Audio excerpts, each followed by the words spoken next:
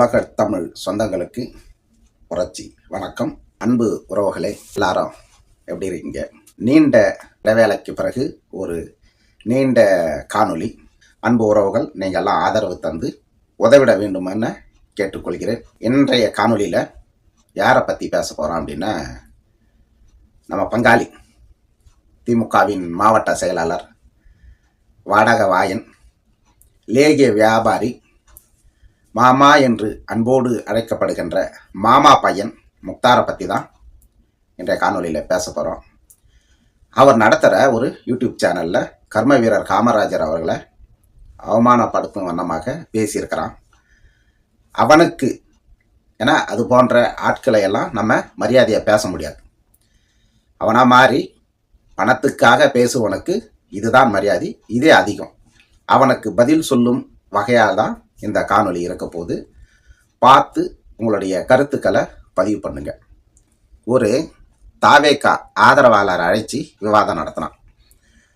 அந்த விவாதத்தில் தமிழக வெற்றி கழகத்தோடைய தலைவரை பற்றி பேசலாம், அந்த தொண்டர்களை பற்றி பேசலாம். அந்த கட்சியில் பல நூறு தற்கூறிகள் இருக்காங்க, அவங்கள பற்றி பேசலாம்.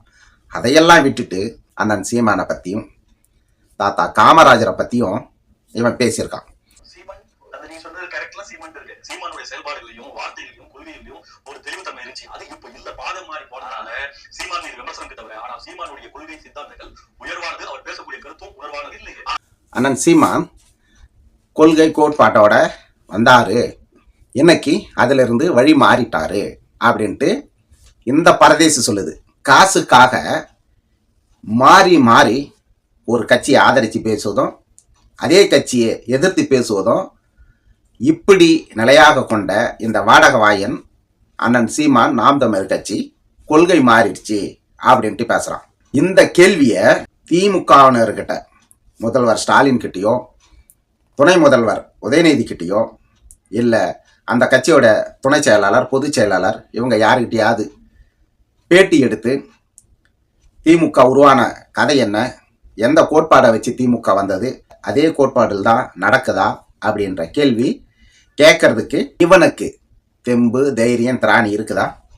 இல்லை இவங்கிட்ட பேட்டி கொடுக்கறதுக்கு வர்றதுக்கு திமுகல யாருக்காவது தைரியம் இருக்குதா?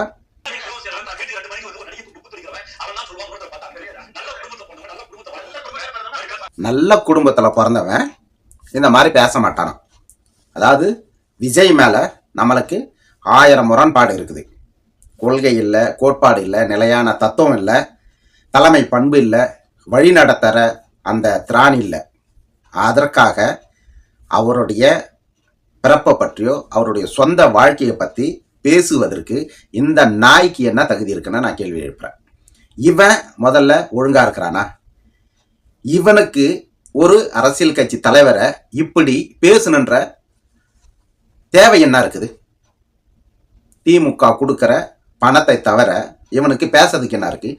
விஜய் ஒரு அரசியல் கட்சி தலைவர், அவர் எதுவும் இல்லாத இருக்கட்டும், நாளைக்கு எதை வேணாலும் இணைக்கட்டும், எதை வேணாலும் நீக்கட்டும், அது அரசியல், அது அவருடைய பாடு. ஆனால் ஒரு ஊடகவியாளர்னு சொல்லிக்கிட்டு, ஒரு பத்திரிகையாளர் ஒரு செய்தியை மக்களிடத்துல கொண்டுட்டு போய் சேர்க்கிறேன் அப்படின்னு சொல்லிட்டு இந்த முக்தார் நாய் பண்ற வேலை, திமுகவை எதிர்ப்பவர்களை எல்லாத்தையும் அசிங்கப்படுத்துறது, அவமானப்படுத்துறது. இந்த அயோக்கியத்தனத்தை செஞ்சுக்கிட்டு இருக்கிற இந்த முக்தார் எப்படி ஊடகவியாளர் ஆக முடியும்? அவனுக்கு தமிழ்நாடு மக்கள் வரி பணத்துல துப்பாக்கி ஏந்திய காவல் துறையினர் பாதுகாப்பு, இந்த கேடு கட்ட கேவலங்கட்ட திமுக அரசு கொடுத்து வச்சிருக்குது.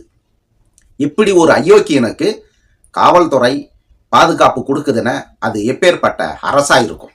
இன்னைக்கு தமிழ்நாட்டில் சட்ட ஒழுங்கு சந்து சிரிக்குது.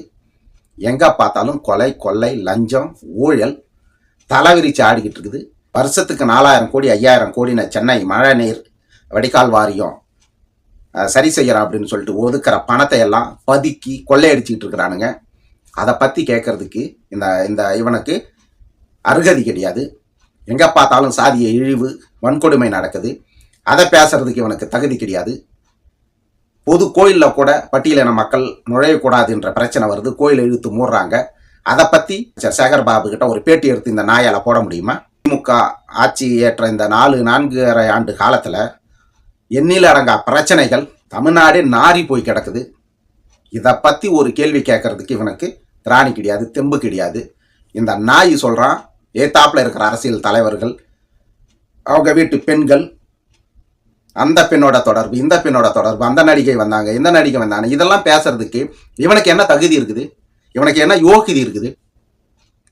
ஒரு கேமரா இருக்குது, ஆளும் அரசு பாதுகாப்பு தருது அப்படின்றதுக்காண்டி திமுக அரசு எதிர்க்கிறவங்களை எல்லாம் எப்படி அவமானப்படுத்தினா இது எத்தனை காலத்துக்கு இந்த பாதுகாப்பு இருந்துடும்? எத்தனை காலத்துக்கு இந்த ஆட்சி இருந்துடும்? தூய்மை பணியாளர்கள் பிரச்சனை கிட்டத்தட்ட 120 நாளைக்கு மேலே தாண்டி இன்னைக்கு நடந்துகிட்டு இருக்கு. அந்த தமிழ்நாட்டில் இருக்கிற அத்தனை மக்களும், ஒட்டுமொத்த மக்களும் அந்த தூய்மை பணியாளர்கள் பக்கம் நிற்கிறாங்க. அவங்க செய்தியை நிறைய ஊடகங்கள் எடுத்து பொதுமக்களிடத்துல காமிக்குது. ஆனால் அதையெல்லாம் போய் காணொலியை எடுத்து அந்த மக்களோட நின்று அந்த மக்கள் பிரச்சனை என்ன, அந்த தூய்மை பணியாளர் பிரச்சனையை நான் முதலமைச்சர் ஆன ஒன்று முதல் கையெழுத்து உங்களுக்கு பணி நிரந்தரத்தை நான் உறுதி செய்வேன் அப்படின்ட்டு வாக்குறுதி தந்துட்டு, அதே முதல்வர் இன்று வந்து அந்த தூய்மை பணியாளர்களை வந்து தனியாரிடம் ஒப்படைக்கிறதை எதிர்த்து போராட்டம் நடத்துகிற இந்த செய்தியை கொண்டுட்டு போய் சேர்க்கறதுக்கு இவனுக்கு தகுதி கிடையாது. திமுக போடுற அந்த எலும்பு துண்டுக்காக திமுகவுக்கு வாலாட்டிக்கிட்டு எதிரில் இருப்பவங்களை எல்லாம் கட்டிச்சு கொதற ஒரு வெறி நாயை செயல்படுத்திக்கிட்டு இருக்கிற இந்த முக்தார் அகமது என்ற இந்த நாய்க்கு அண்ணன் சீமானை பற்றி பேசவோ, தாத்தா கர்மவீரர் காமராஜை பற்றி பேசுறதுக்கு என்ன தகுதி இருக்குது இவனுக்கு? அதிமுக வந்துட்டு பிஜேபி தாலி கட்டி வாழ்ந்துக்கிறாங்க, விருப்பம் இல்லாம சொல்றீங்க. அது அப்படி தாலி கட்டிக்கிறது மட்டும் தான் அதிமுக. ஆனா ஃபர்ஸ்ட் நைட் விஜய் கூட பல லட்சம் பேர் பார்க்குற இந்த காணொலியில் ஒரு ஊடகயாளர்னு சொல்லிக்கிட்டு இவன் என்னென்ன பேசுகிறான் பார்த்தீங்களா? சுய இன்பம், தாலி கட்டுறது ஒருவரோட, முதல் இரவு ஒருவரோட, இப்படி பேசுகிற இந்த நாய்க்கு என்ன ஒரு தகுதி இருக்குது? இவனெல்லாம் முதல்ல மனிதனா? எதிர்த்தாப்பில் இருக்கிற அரசியல்வாதிகளை இப்படி கேவலப்படுத்துறது, அவமானப்படுத்துறது, இவனெல்லாம் வழக்கு தொடர்ந்து காலம் முழுக்க சிறை நீதிமன்றனை அலைய வைக்கணும். ஊடகவாளர்ன்ற பேரில் சுற்றிக்கிட்டு இருந்த அயோக்கிய கருணாநிதி 3 திருமணம் பண்ணார். முதல் திருமணம் மனைவி இறந்துடுச்சு. 2வது திருமணம் ஊரறிய செய்து அந்த மனைவிக்கு தெரியாத இன்னொரு பெண்மணியை திருமணம் கூட பண்ணல, சேர்த்துக்கிட்டாரு. இப்படி செஞ்ச கருணாநிதியை இந்த நாய் கேட்க முடியுமா கேள்வியை? கருணாநிதி வாரிசுகளை கேட்க முடியுமா? இன்றும் முதல்வர் ஸ்டாலின் மேலேயோ, அவர் மகன் துணை முதல்வர் உதயநிதி மேலேயோ பெண்களை பற்றி புகார் இல்லையா? செய்திகள் இல்லையா? அவர்களை அழைத்து இது மாதிரிலாம் இவன் கேட்க முடியுமா? விஜய் ஒரு நடிகர். அவர் நடித்த படத்தில் நடித்த கதாநாயகிகள் அவர்களுக்கு பழக்கம் இருக்கலாம், தொடர்பு இருக்கலாம். இதையெல்லாம் இந்த அரசியலுக்கு வந்த பிறகு இந்த அரசியலில் பேசுவது தான் திராவிடம். திமுகவையோ திராவிடத்தையோ எதிர்ப்பவர்கள் மீது இந்த திமுக என்ன செய்யணும்? பெண்களை வைத்து, பெண்களை இணைத்து அவதூறு பரப்பி அசிங்கப்படுத்தும். அப்படி அசிங்கப்படுத்துவதற்கு பயன்படுகிறவன் தான் இந்த முக்தார் என்ற சல்லி நாய். எலும்புத்துண்டுக்காக வாழையாட்டும் இந்த வெறி நாய் முக்தார்.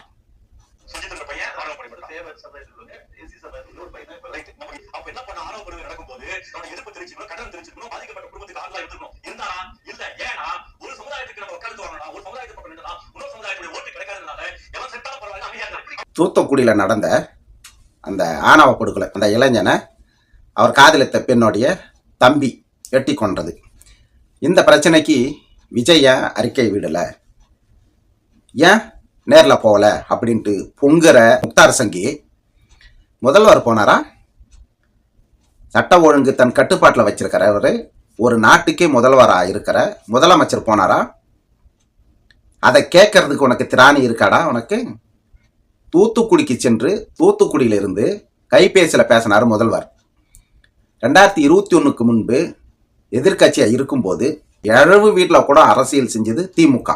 இந்த திமுக ஆட்சிக்கு வந்த பிறகு இந்த திமுக அரசாங்கத்தின் தோல்வியால் நடக்கின்ற சட்ட ஒழுங்கு சீர்கேடு, கொலை, கொள்ளை, எதற்கு போய் இந்த முதல்வரோ துணை முதல்வரோ நின்னார்? அவங்கள கேட்க முடியுமா அவனால்? அண்ணன் செந்தமன் சீமான் போய் நின்னார். எங்கே எது நடந்தாலும் முதலாளா அண்ணன் சீமான் நிற்பார், நின்று இருக்காரு. இதுதான் வரலாறு. அறிக்கை விட்டுருக்கிறாரு. விஜய் 2 வருஷம் ஆச்சு கட்சி தொடங்கி. விஜய் அரசியல் தமிழ்நாட்டுக்கு தேவையற்ற அரசியல்.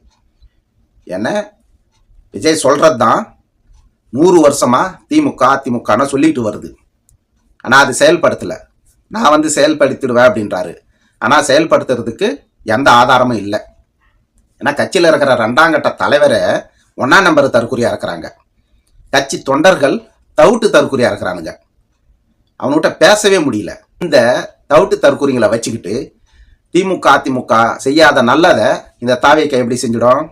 அதற்காக விஜய் கேள்வி கேட்குற இந்த அயோக்கிய முக்தார், இந்த ஆணவ படுகொலை, இந்த நடக்கிற அத்தனை பிரச்சனைக்கும் திமுக போய் நின்னதா? திமுக அமைச்சர்கள் போனார்களா? ரிப்பன் மாளிகையில் 20 நாளாக போராட்டம் செஞ்சுக்கிட்டு இருந்த தூய்மை பணியாளர்களில் முன்வாசல் வழியாக வராத பின்வாசலாக வந்து போனது இந்த திமுகவோட மேயரும் திமுக அமைச்சர் சேகர் பாபெல்லாம். அவங்கள பார்த்து கேளுடா இந்த கேள்வியெல்லாம். திமுக அமைச்சர் மேயரை பார்த்து இந்த கேள்வியை கேட்கறது உனக்கு திராணி இருக்குதா? தெம்பு இருக்காதா? ஆட்சி மற்ற மாநிலங்கள்ல இந்தியாவுக்கு கூட எல்லா மாநிலத்திலும் சிறந்திருக்காங்க. மகளிருக்கு 1000 ரூபாய் எந்த மாநிலத்தில் தராங்க? மதிய உணவு எந்த மாநிலத்தில் தராங்க? காலை உணவு எந்த மாநிலத்தில் தராங்க? கல்லூரி போய்க்கூடிய மாநிலங்களுக்கு 1000 ரூபாய் எந்த மாநிலத்தில் தராங்க? இலவச பேருந்து எந்த மாநிலத்தில் தராங்க? குழந்தைகளுக்கு சைக்கிள் எந்த மாநிலத்தில் தராங்க? மருத்துவ காப்பீடு திட்டம் எந்த மாநிலத்தில் தராங்க? திராவிட கட்சிகள் செஞ்சிருக்காங்க. இவங்க தான் முதல் ஆரம்பிச்சிருக்காங்க. இதுக்கப்புறம் மற்ற மாநிலம் ஆரம்பிச்சாங்க. ஆக மொத்தத்தில் இந்த திராவிட கட்சிகள், திராவிட மாடல் ஆட்சி எல்லாமே பார்க்கும்போது மற்ற மாநிலத்துக்கு முன்னுதாரணமாக இருக்கிறது. தமிழகம் இந்தியாவில் சிறந்து விளங்குது. தமிழக மக்களுக்கு, தமிழ் மக்களுடைய வரி பணத்தை எடுத்து இந்த சைக்கிள் கொடுத்தது, இந்த பெண்களுக்கு 1000 ரூபாய் கொடுத்தது, பள்ளி மாணவர்களுக்கு 1000 ரூபாய் கொடுத்தது, இதெல்லாம் இவ்வளோ பெருமையாக பேசுகிற இவன் இந்த பணம்லாம் திமுகவுடைய கட்சி சொத்துல இருந்து வித்து எடுத்துகிட்டு வந்து கொடுத்த பணமா? ஏன்னா அயோக்கிய பயில எல்லாமே தமிழ்நாட்டுடைய மக்கள் வரி பணம். 100 ஆண்டு தமிழக நாடு வரலாற்றில் 95 ஆண்டு 4 லட்சம் கோடி கடன். அடுத்த 5 ஆண்டுல 4.5 லட்சம் கோடி கடன். கடன் வாங்கின பணம் எங்கே போச்சு? இந்த கடத்தை வாங்கி இந்த மக்களுக்கு பிச்சை போடுற மாதிரி 1000 பிரித்து கொடுத்துட்டு, அது என்னமோ திமுகவுடைய அப்பஞ்சொத்தை விற்று கொண்டுட்டு வந்து மக்களுக்கு கொடுத்த மாதிரி நீ வக்காலத்து வாங்கிட்டு இருக்கிற. ஒருத்தவங்களுக்கு 1000 ரூபாய் கொடுக்கறது பெருசு கிடையாது. அதிமுக கட்சி மேலே நம்மளுக்கு மாற்று கருத்து இருந்தாலும் தொலைநோக்கு திட்டத்தோட அவங்களுடைய திட்டங்கள் இருந்தது. சாதாரண குடும்பத்தால் ஒரு ஃபோனு, ஆண்ட்ராய்டு ஃபோனை நினச்சி பார்க்க முடியாத அளவுக்கு ஏழ்மை சூழ்நிலையில் உள்ள குடும்பத்தில் இன்றைக்கி லேப்டாப் வாங்கினா 50,000 ரூபா அதிமுக அரசு கொடுத்தது. குறைஞ்சது 5000 ரூபாய்க்கு மேலே தான் இன்றைக்கி சைக்கிள். அம்மையார் ஜெயலலிதா ஆட்சியில் சைக்கிள் கொடுத்தாங்க. அதே மாதிரி பால் மாடு கொடுத்தாங்க, ஆடு கொடுத்தாங்க, தாலிக்கு தங்கம் கொடுத்தாங்க. இதெல்லாம் இன்னைக்கு தங்கம் ஒரு பவுன் 8 கிராம் 1 லட்சம் ரூபாய். இதெல்லாம் தொலைநோக்கு பார்வை. அதில் வந்து அவங்களுக்கு அது பயனாக இருந்தது. எத்தனைக்கும் 4.5 லட்சம் கோடி கடத்துக்குள்ளார இன்னைக்கு 10 லட்சம் கோடி தொடப்போகுது. 5 வருஷத்தில் 10 லட்சம் கோடி கடத்த தொடப்போகுது.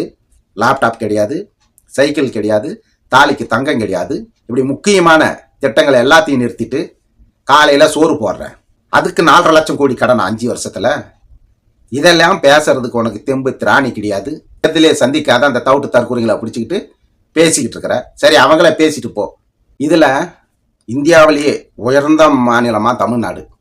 கடலில் தாண்டா உயர்ந்திருக்கு. சட்ட ஒழுங்கில், ஜாதி இழிவில், வேலை இன்மையில், பொருளாதார வளர்ச்சியில் எல்லாமே தொங்கி போய் கிடக்குதுடா. ஜாதிய வன்கொடுமையில் உத்தரப்பிரதேசம் முதல்ல இருக்குன்னு நீ சொன்னாலும் மக்கள் தொகையை கணக்கு பண்ணி பார்த்தோம்னா தமிழ்நாடு தாண்டா முதல்ல இருக்குது. இவ்வளோ ஒரு கேவலம் கேட்ட ஆட்சி நடந்துக்கிட்டு இருக்கு. நிம்மதியாக பெண்கள் எங்கேயும் போயிட்டு வர முடியல. ஒரு இடத்த காசு போட்டு வாங்கி அதில் போயிட்டு ஒரு வீடை கட்டி குடியேற முடியல. சுதந்திரமாக எதையும் நம்ம பேச முடியல. அரசும் அரசியல்வாதிகளும் செய்கிற தவறை சுட்டி காட்ட முடியல.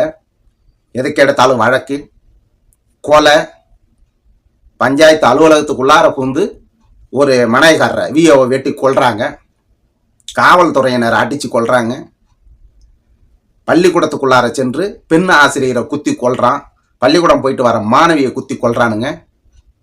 இப்படி சட்ட ஒழுங்கு, கஞ்சா, போதை, சாராயின்ட்டு சீர்கெட்டு கிடக்குது தமிழ்நாடு. இதில் தமிழ்நாடு மேலே நிற்குதான், முன்னேறி இருக்குதான். உனக்கு வேணா முன்னேறி இருக்கும்டா.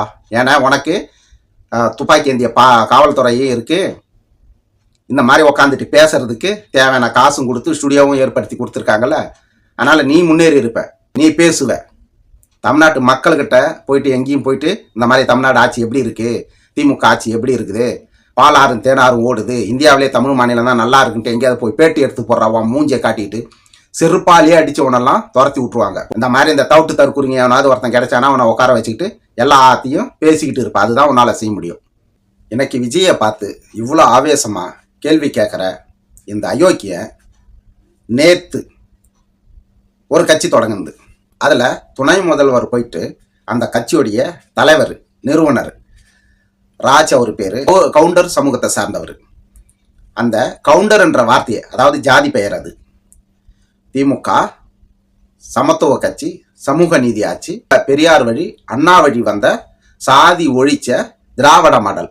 துணை முதல்வர் போயிட்டு 20 முறை அந்த கவுண்டர் என்ற வார்த்தையை பயன்படுத்தி பேசுறாரு. அந்த புதிய கட்சி நிறுவனர் இந்த ராஜை பார்த்து இங்க எல்லாமே சரியா இருக்குது, நீங்க எதுக்கு புடுங்க வந்தீங்க அப்படின்ட்டு கேட்க முடியுமா இவனால? ஒரு கட்சி காசு தருது, சொகுசான வாழ்க்கை தருது, பாதுகாப்புக்கு காவல்துறை தருது அப்படின்னு ஏத்தாப்புல இருக்கிற அரசியல்வாதிகளை மானங்கெட பேசுறது, அவமானப்படுத்துறது, அசிங்கப்படுத்துறதுன்னு இருந்தன அந்த கட்சி 150 வருஷம் இங்கே ஆட்சியில் இருந்துடாது. இது எல்லாம் மாறும், எதுவும் நிலையானது இல்லை. நாளைக்கே அதிமுக ஆட்சிக்கு வந்துச்சுன்னா சாகர வரைக்கும் ஜெயிலில் களி தின்ற மாதிரி பண்ணிடும். நாம் தமிழர் கட்சி ஆட்சிக்கு வரும், இந்த முக்தார் போன்ற அயோக்கியன்களை காலம் முழுக்கும் சிறையில களி தின்ன வைக்கும்.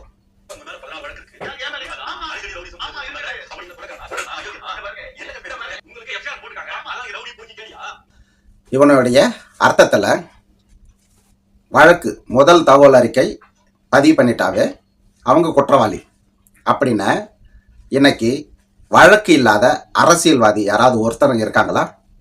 எனக்கு தெரிஞ்சு விஜய் இல்லைன்னு நினைக்கிறேன். விஜயை தவிர்த்து எல்லாரு மேலேயும் வழக்கு இருக்கு. அதுலேயும் அதிகப்படியான வழக்கு இருக்கிறது நாம் தமிழர் கட்சி தலைமை ஒருங்கிணைப்பாளர் அண்ணன் செந்தமிழன் சீமான் மீது. பூராமே அரசியல் அப்பட்டமான பழி வாங்கும் நோக்கத்தோட இந்த திமுக அரசு போட்ட வழக்கு அதில் அதிகம். விஜய் மீது ஏன் வழக்கு இல்லை தெரியுமா? விஜயே திமுகவோட பி டீம்.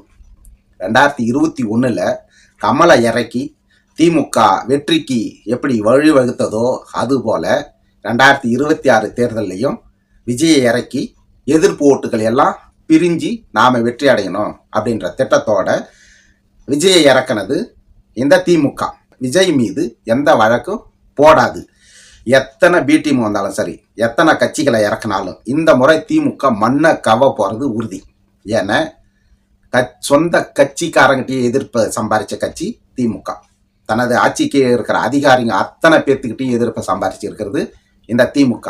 இந்த திமுகவுக்கு இந்த முக்தார் அகமது, இந்த அண்டா பரோட்டா விச்சி செந்தில், இந்த யூடியூப் புரோடாஸு, இந்த அதர்மம் மனோஜ், இந்த மில்டனு, இந்த மாதிரி நிறையா பத்திரிகையாளர் மணி சொன்னார் பாரு, அன்னாரி ஆலயத்தில் கட்டி போட்டிருக்கிற 100 அல்சேஷன் நாய்கள் அப்படின்ட்டு, அந்த மாதிரி ஏகப்பட்ட அல்சேஷன்களை வச்சு இன்னைக்கு மக்கள் பிரச்சனை எதையும் மக்கள்கிட்ட கொண்டுட்டு போய் சேர்க்காத அளவுக்கு ஊடகத்தை திசை திருப்பி வச்சுக்கிட்டு இருக்கிறாங்க. இது நடக்காது. இந்த திமுகவின் நினைப்பு தவிடுபடி ஆகும். காமராஜர் ஆட்சி காலத்தில் தான் கடன்கார மாநிலமா ஆனதாம். ஆமா, காமராஜர் 3 பொண்டாட்டி கட்டி ஒரு பொண்டாட்டிக்கு 10 பிள்ளைகளை பெற்று, ஒவ்வொரு 10 பிள்ளைக்கும் 10 பேரன்களை பெற்று எல்லா துறையிலையும் பிள்ளைகளுடைய ஆதிக்கத்தை செலுத்தி வாழியடி வாழியா வாழ்ந்து பல நாடுகளில் தீவுகளை வாங்கி போட்டு பல நாடுகளில் தனது தொழிலை அபிவிருத்தி பண்ணி இன்னைக்கு ஆசியாவிலேயே 5வது பணக்காரராக இருக்கிறாரு தாத்தா காமராஜர். ஆனா அயோக்கிய சல்லிப்பையில அவர் இறக்கும்போது ஒரு ஜோடி தேஞ்சு போன செருப்பு, 3 சட்டை துண்டு, 125 ரூபா பணம் அவர் வீட்டில் ஜோப்பில் இருந்தது. அவர் வங்கி கணக்கில் ஒரு 1100 200 இருந்தது. ஒரு நல்ல அரசியல்வாதி, மக்களுக்காக பல வருடம் சிறையில் இருந்த கர்ம வீரனை பேர் வாங்கின, பல அணைகளை கட்டி கொடுத்து பல தொழிற்சாலைகளை உருவாக்கிய அந்த புனிதர் மேலே இப்படி அப்பட்டமாக ஒரு பொய் சொல்கிறிய அவர் ஒரு ஜாதிய தலைவர். யாரோ ஒருத்தவங்க கொடுக்குற பணத்துக்காக இப்படி அப்பட்டமாக அயோக்கியத்தனத்தோட உச்சத்தை, இப்படி ஒரு அயோக்கிய ஒரு நல்ல மனிதர் மேலே எப்படி அபாண்டமாக பல லட்சம் பேர் பார்க்குற இந்த யூடியூப் சேனலில் அவதூறு பரப்பிக்கிட்டு வரானே, இவன் மீது இன்னும் ஏன் வழக்கு தொடரல? நாம் தமிழர் கட்சி ஆட்சிக்கு வரும், இதற்கெல்லாம் இவன் பதில் சொல்லி ஆக வேண்டும். காமராஜர் ஆட்சி காலத்தில் கட்டப்பட்டது சில சிறிய அணைகள் மட்டுமே, அதிலும் பல்வேறு ஊழல்கள் உள்ளன. அந்த அணைகள் கான்ட்ராக்ட் அவர் சார்ந்த சமூகத்தினரிடமே கொடுக்கப்பட்டது. தாத்தா காமராஜர் 9 அணை கட்டி இருக்கிறார். அந்த 9 அணையிலையும் இன்னைக்கும் முழு கொள்ளளவு தண்ணி பிடிக்கிற அளவுக்கு திடமா இருக்கு. அப்பேற்பட்ட மனிதனுடைய அரசியல்ல ஊழல் செஞ்சாரு, தனது சமூகத்தவருக்கு கான்ட்ராக்ட் கொடுத்தாரு. இப்படி ஒரு அப்பட்டமான அவதூறை பரப்பிக்கிட்டு இருக்கான் இந்த நாய். ஆனா இன்னைக்கு என்ன நடக்குது? ஒரு கட்டிடமோ அல்லது ஒரு பாலமோ அல்லது ஒரு நீர்த்தேக்க தடுப்பு அணையோ கட்டுறாங்க. அடுத்த 3 மாசத்துல மழை பெஞ்சு அந்த மழை தண்ணியோட அடிச்சிட்டு போயிடுது. அவ்வளோ லட்சணத்தில் இருக்குது இந்த திராவிட மாடல் அரசு, இந்த திமுக அரசு. திருவண்ணாமலை மாவட்டத்தில் ஏவா வேலு தலைமையில் 20 கோடி ரூபாய்க்கு ஒரு பாலத்தை கட்டுறாங்க. பாலம் கட்டி ஒரு மழை தான் வந்தது, அந்த பாலம் அந்த வெள்ளத்தில் தண்ணி மழை தண்ணியில் அடிச்சுக்கிட்டே போயிடுச்சு. இதுக்கு ஒரு விவாதம் வச்சியடா நீ? இதை உன்னால் கேள்வி கேட்க முடியுமாடா? பேசுறதுக்கு ஒரு அளவில்லை. யாரோ ஒருத்தன் காசு தரான்றதுக்காக அவனை எதிர்க்கிறவனை போறான் இப்படி வெறி நாய் கடிக்கிற மாதிரியாடா கடிப்ப?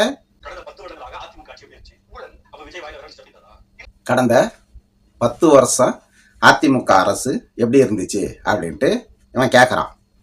ஏத்தாப்புல உட்காந்துருக்கிற அந்த தற்குறி தாவேக்கா ஆதரவாளர், அவர் தற்குறியாக தானே இருக்க முடியும். தாவேக்காவை ஒருத்தன் ஆதரிக்கிறான்னு 100% அவன் தற்குறி தான். கேட்கும்போது ஊழல் ஆட்சி அப்படின்றாரு.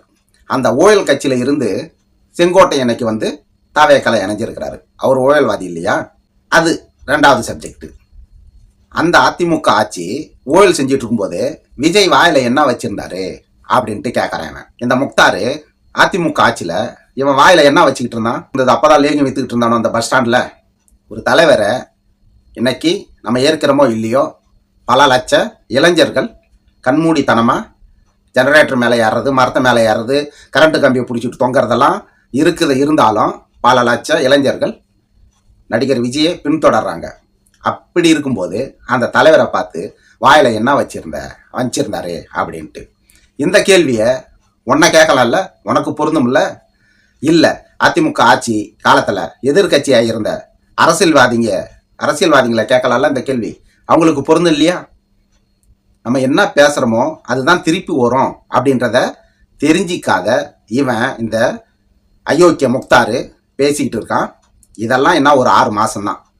ஆட்சி மாறும், காட்சி மாறும். அப்போ இவன் பேசுகிற ஒவ்வொரு பேச்சுக்கும் இவன் பதில் சொல்கிற மாதிரி வரும். அதிமுக ஆட்சி காலத்தில் நீட் தேர்வுலேருந்து, தூத்துக்குடி ஸ்டெர்லைட் துப்பாக்கி சூடுலேருந்து எத்தனையோ பேர் இறந்தாங்க. எவ்வளோ நடந்தது. அப்பெல்லாம் விஜய் வந்து வாயில என்ன வச்சுக்கிட்டு இருந்தாரு? சரி, இதெல்லாம் அதிமுக ஆட்சியில் நடந்ததில்லை.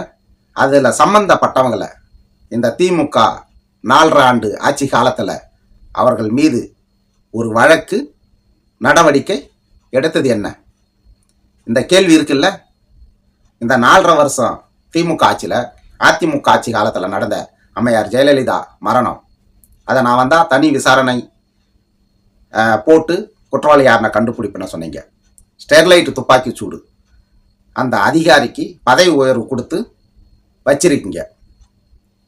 கோடி கோடியா அதிமுக ஆட்சியில் கொள்ளையடிச்ச அமைச்சர்களை தனி ஒரு குழு தொடங்கி விசாரணை செய்து அவங்களாம் தண்டிக்கப்படுவாங்க. எதை செஞ்சீங்க நீங்கள்? திமுக ஆட்சி என்பது அதிமுக ஆட்சி காலத்தில் செஞ்ச அத்தனைக்கும் எதிர்வினையை காமிச்சது.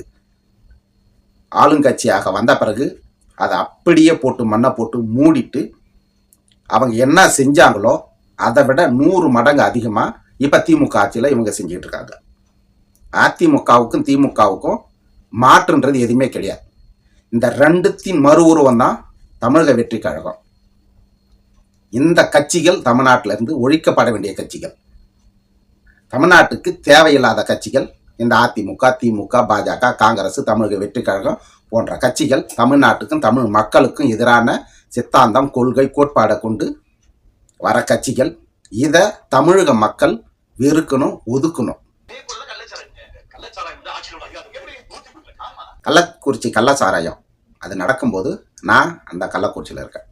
அந்த கள்ளச்சாராயம் விற்கிற இடத்துக்கும் காவல் நிலையத்துக்கும் கோர்ட்டுக்கும் 100 மீட்டர் தான். 100 அல்லது 150 மீட்டர் தூரத்தில் ஒருத்தன் எப்படி சாராயம் விற்க முடியும்?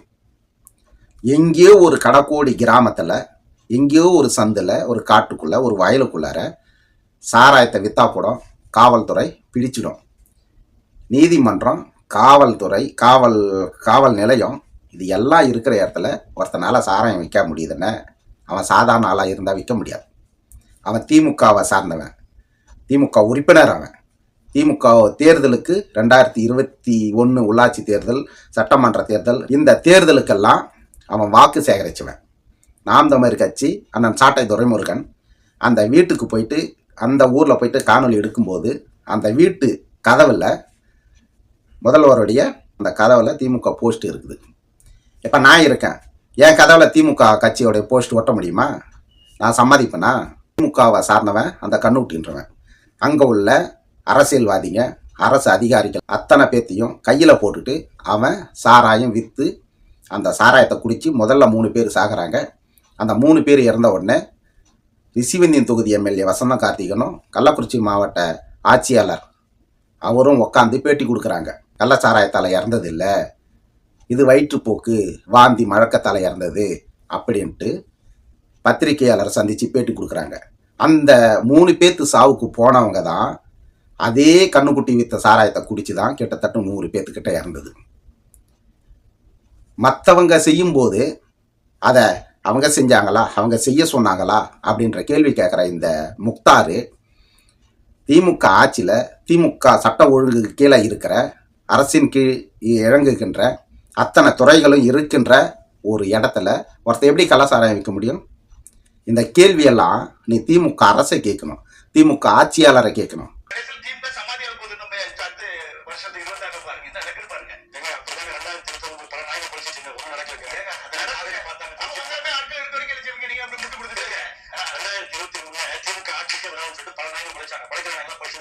பார்த்தீங்களா, 2021 திமுக ஆட்சிக்கு வரக்கூடாதுன்ட்டு பல நாய்கள் குலைச்சுதான்.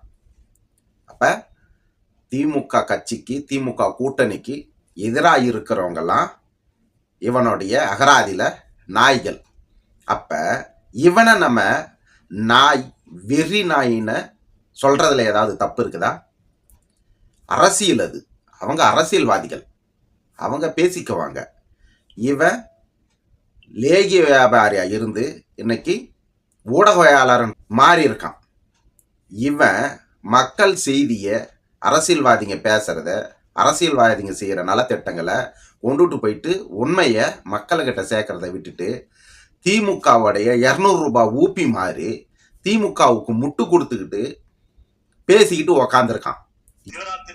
நல்ல சோமுகத்த நாளான 21/8/25 அன்று மதுரை மாநில மாநாடு நடத்தினார். அப்போ பெரியார் புகைப்படத்தை பயன்படுத்துவதும், அம்பேத்கர் புகைப்படத்தை பயன்படுத்துவதும் விளம்பரத்திற்கு மட்டுமே.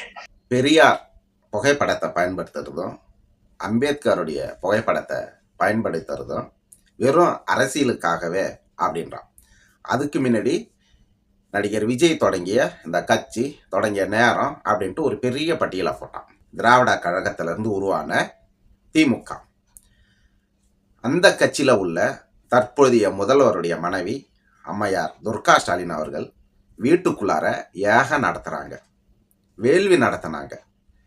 தமிழக அரசு, சார்பற்ற அரசு, அதாவது அனைவருக்குமான அரசுன்னு பேர் சொல்கிற தமிழக அரசு முதல் முறையாக முருகன் மாநாடு நடத்துது.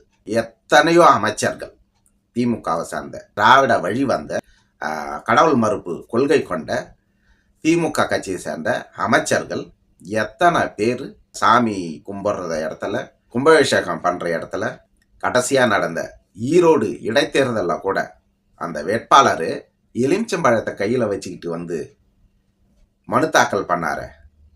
அது என்ன, துணை முதல்வராக பதவியேற்ற உதயநிதி ஸ்டாலின் அவர் டைமை பார்த்துட்டு அந்த நல்ல நேரத்தில் கையெழுத்து போடணும்னு சொல்லிட்டு, அந்த நல்ல நேரம் பார்த்து அந்த டைம் ஆயிடுச்சா இல்லையான்ட்டு வாட்சியை பார்த்துட்டு கையெழுத்து போட்டு பதவி ஏற்றுக்கொண்டாரு.